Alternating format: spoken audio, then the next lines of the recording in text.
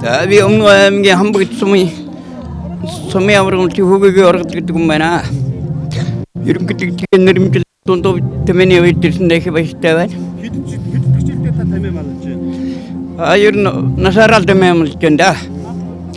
За энэ удаагийн одоо өвлийнхэн над нэгсэн хамгийн одоо өндөр тэмээг дээр хүмүүс нэглээ сонирхож байгаа шиг байна. Өөрийнхөө тэмээний талаар та сайхан тайлбарлаж өгөөч. Энэ манай өндөр тэмээ манай Батхан тэмээ 3 м 6 см өндөртэй тэмээтэй. Ер нь таны тэмээнүүд ер нь жоохон биерхүү өндөр үү? Ер нь өндөр талаа.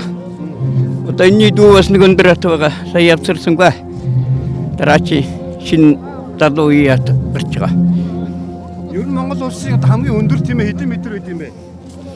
Та тэр талаар мэдээлэл байна уу? Да алга сайн мэдгүй. Ер нь одоо тэмээ маллахад илүү одоо юун дээр илүү одоо залуу тэмээ маш маллахыг юун дээр илүү анхаарах хэрэгтэй байдаг хэвээр. Одоо үржил буур инг буур сайн байж ижил өндөр тэмээ инг атгараа шүү дээ.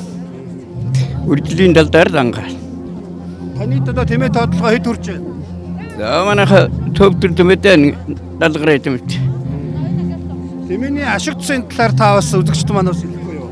За тэмээний ашигэр сүүсайд ноос усгал бүхэл төрлөөр нь ашиглана да. Тэмээ тэгэргээд 32 насч л байсан гэсэн. Энэ одоо 24-т тэмээнээрээ нараа өрхөн гэдэг шиг сайхан шүү дээ. Өндөр тавнаа тэмээгээр явж явж.